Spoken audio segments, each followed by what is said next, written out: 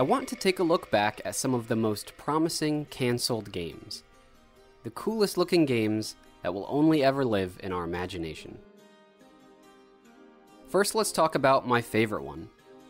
This cancelled game was going to be called Deep Down.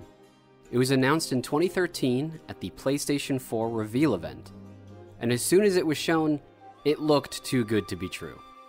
The graphics far surpassed anything I had seen at the time, and 10 years later still exceeds many games released today. The trailer was made to look like gameplay, but looking back, it was clearly a pre-rendered graphics target. The lighting quality and the fire effects in particular caught my attention though. What kind of game would it be? What was the story about? We weren't given a clue. But it was early 2013, and a new console generation was on the horizon, so I wanted to believe that the game would actually look like that on a PlayStation 4. And for a lot of cancelled games, this would be the end of the story. But surprisingly, later that year, Deep Down got a lengthy gameplay demonstration, played live by a developer on stage. Other than giving players an actual demo to play, this is as close as you'll get to bona fide proof of a game's eventual release. There were menus and a user interface and gameplay tutorials, stuff that we typically wouldn't see until a game was close to finished. It really looked to me like this was a game approaching release. And while it wasn't as pristine as the announcement trailer, the lighting and materials still looked better than anything I had seen up to that point. The player character uses a spear in a way that I've always intuitively wanted to use a spear in a game, holding it out at the ready for a pinpointed strike. And there's this fun detail where the striking arm rotates as it extends. They show off how you can break traps and vases with the spear. And when facing a monster in the dungeon, the player uses the spear attack to deflect the monster's swings, and to strike specific points on the enemy. And then the enemy reacts dynamically to being struck in those places. I had never seen precise spear combat like this, and I haven't seen it since. These particle effects were also something I hadn't seen before. The shine on the armor, light bounce in the dungeon walls. Immediately, the game looked like a next-generation leap in graphics technology. And it was being played live. The gameplay goes on to show the most impressive part of the demo, the magic effects. We see fire flood a hallway, spilling around a corner. The dragon fire here looked fluid and voluminous, better than most fire effects today even. And then the players use their own magic. A magical bottle is thrown, and a tornado springs from it, sucking up the dragon fire and creating a fire tornado. One player uses their magic to stop time, and throws multiple fireballs before time resumes and they all hurl towards the dragon all at once. I was impressed.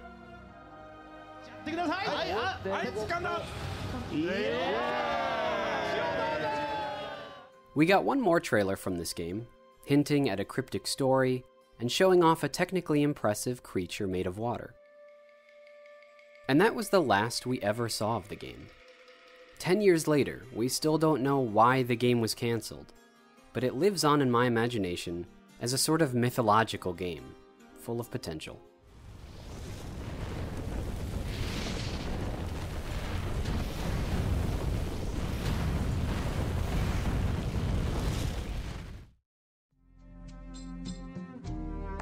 Do you know what's strange?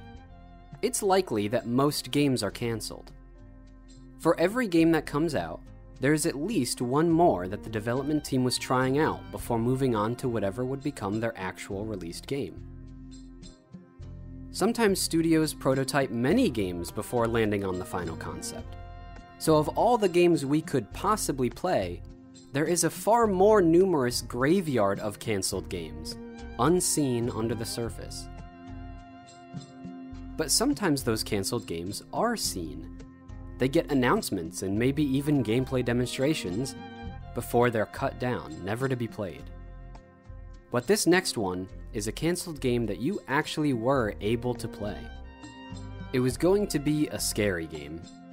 I don't play scary games, but even so, this cancellation, of all the games we're going to talk about, feels the worst.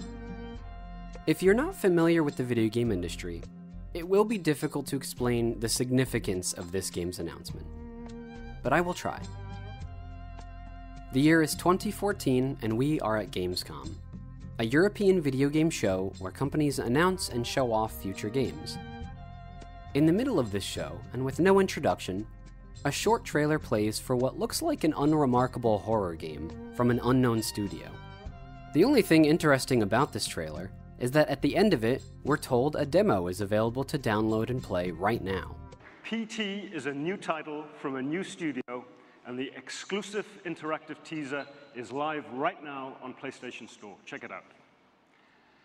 Next, we're going to talk about innovation. It's called PT, a name that will live on in infamy, short for Playable Teaser. If you're like me, you ignored the demo because you don't play scary games.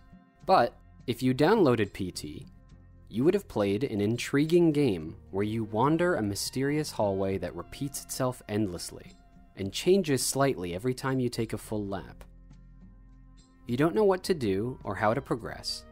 You just keep walking around in circles in this dark, creepy hallway. The changes to the hallway start to escalate, with some doors unlocking on one lap or messages on the walls appearing on another lap. It's a slow build of horror as you slowly are clued into the evil that lives in the house. Something awful happened here, and a figure seems to be stalking you. It's worth noting that for an unknown and presumably small studio, the graphics here are suspiciously good. This may have been the best looking house interior you had ever seen. More unsettling things happen as you walk around the hall, and just as you start to piece together what's going on, the figure jumps out to grab you, and the demo ends. But the most interesting part is yet to come. The demo of this game from an unknown studio then fades into a cinematic cutscene where we finally see the creative names attached to the project. Hideo Kojima, one of the most well-known and beloved game directors, who has never worked on a horror game before. Guillermo del Toro, one of the most well-known and beloved horror movie directors, who has never even worked on a video game at all before. And then the name of the actual game this playable teaser is for: Silent Hills, a long-dormant and legendary horror game series that fans have wanted to see come back for many years. Two legendary creators collaborating, both bringing a fresh perspective to the long-awaited comeback of a legendary franchise. One of the biggest game announcements ever didn't happen on a stage, but intimately to the player in a dark room who cared enough to download this unremarkable demo. Just months later, an official trailer finally released for the game, showing off genuinely interesting and creepy imagery, making the game look even better, and making people even more excited for it. And that was the last we saw of Silent Hills. While we don't know the whole story of why the game was cancelled, we know it wasn't because of typical reasons, like creative differences among the team or the development not hitting progress milestones. No, it seems the game was cancelled out of spite, because the executives at Konami, the game's publisher, had personal issues with Hideo Kojima. We can only guess this because they cancelled his game, fired him, and then struck his name from the credits of their next game release. All that potential and mystery and creativity flushed away for what we have to guess is some kind of corporate grudge. What a shame.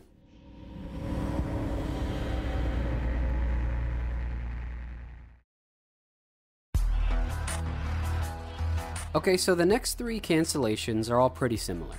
They were all revealed with a short trailer and then had a lengthy gameplay demonstration. Firstly, Star Wars 1313. This one is interesting because it was a PS4 generation game, but was revealed before the PS4 generation of consoles. So when I saw this in 2012, it was immediately clear that this game isn't running on a PS3. I don't know what it's running on, but it's not a PS3. It was a glimpse of the next console generation before that generation even properly had a name. It was also a darker depiction of the Star Wars universe. You knew it was mature because somebody said the B word. Quit your bitching and get in here. They wanted you to know this was not your grandma's Star Wars game. Fresh air is overrated. I wasn't, and am still not, a huge Star Wars fan. But the graphics here were better than pretty much anything I had seen before, and is actually pretty close to what you get today.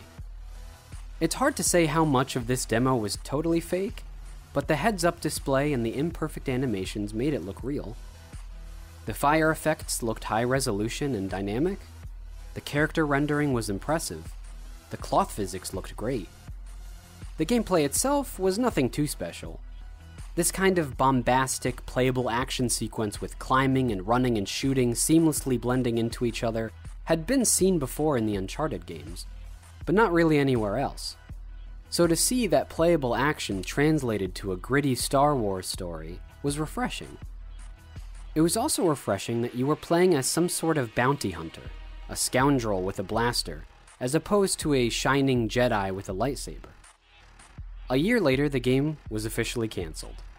It wouldn't be until 7 years later in 2019 that we finally started to get a couple of good Star Wars games to soften the blow of this cancellation.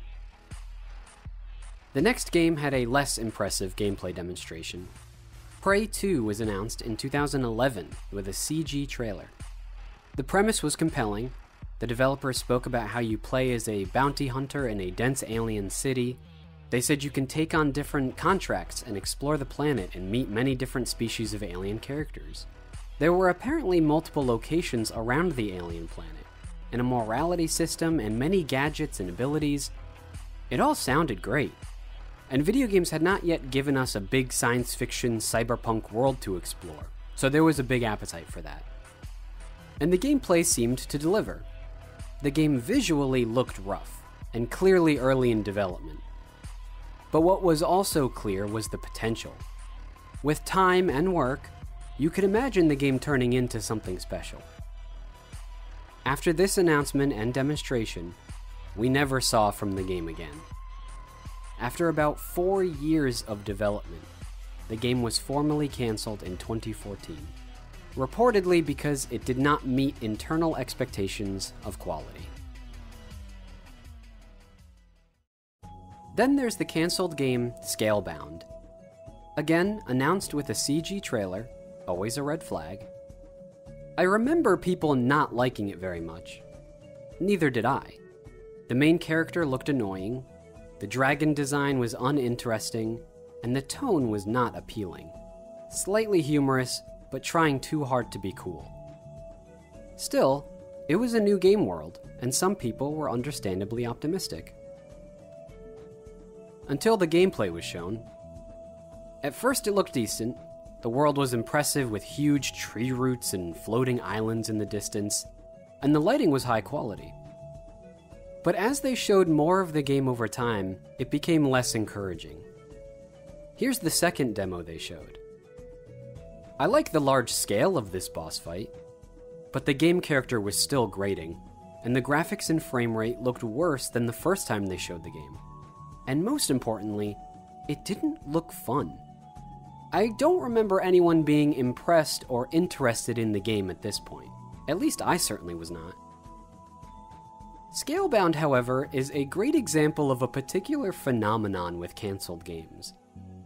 After it got cancelled, it seemed like a bunch of people were suddenly remarking what a shame it was and how the game had so much potential.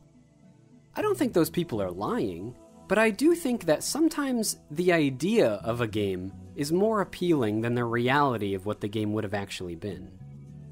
If Scalebound didn't get cancelled, I probably wouldn't be talking about it right now. Before any game you're excited for releases, it exists in your imagination, where it can be anything you want it to be. But then the game comes out, and you play it, and generally speaking, it's just fine, and probably a little disappointing compared to what you were ballooning it up to be in your mind. But if the game never comes out, then it lives on forever in your mind, and can be given all benefits of doubt, without ever actually having to make good on its promises.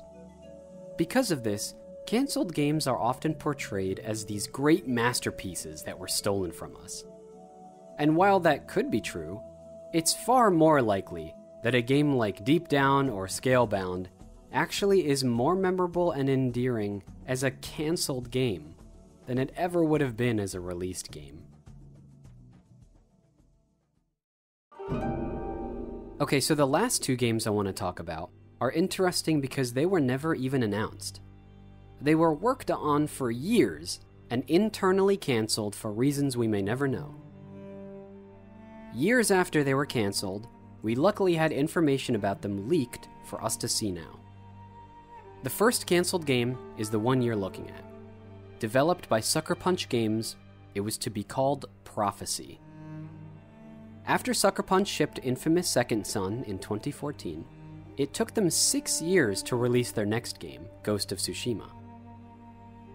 That is an unusually long time, and this cancelled project might explain that gap.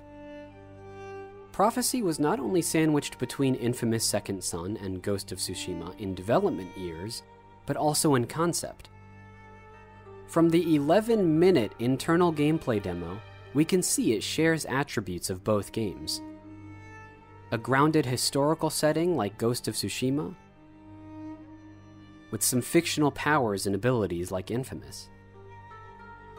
It seems like the main character's abilities are sourced from his environment, the same way that powers worked in the Infamous games. And you can also see some things from the cancelled game that later made it into Ghost of Tsushima, like this 4-way split circle in the bottom right representing different abilities. I really like what was being created here. The fictional city in the demo has some fun design inspirations, like the Moroccan-style iron and woodwork. And there's strong contrast in the industrial aesthetic mixed with a bit of fantasy.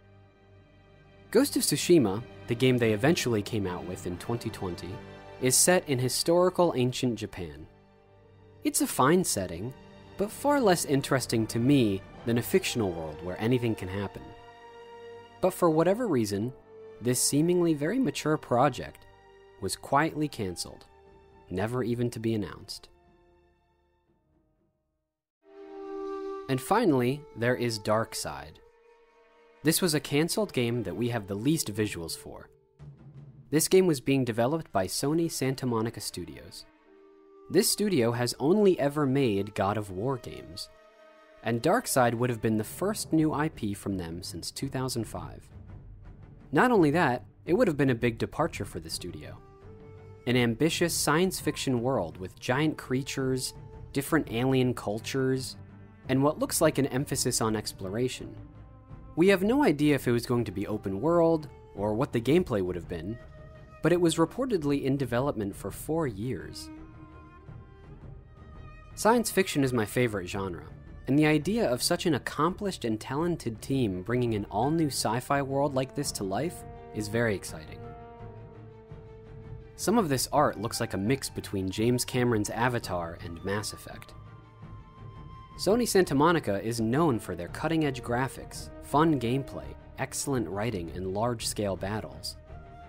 But as we don't even have a second of gameplay footage, there's no telling how much of that pedigree was present in this project. After the game was cancelled, the studio went on to release God of War in 2018. A great game, but I very much hope that the team still has a hunger to make a science fiction game in the future. Because of game cancellations like these, I find myself now apprehensive when a cool-looking game announcement happens. You really can never count on anything until you have it in your hands. And there are a lot more announced games out there missing in action that didn't make this list, because while we haven't seen them in years, they haven't been officially cancelled. Imagine being a developer that worked on a project for 4 years, only to have it all thrown away. It's an ugly thing to do to a group of passionate people, and it happens all the time. It's easy to say that I wouldn't have made those decisions if I was in charge, but I suspect the reality of all these situations were more complicated than I could know. As a player, I guess all I can do is cherish the excited feelings I got from games that were never to be.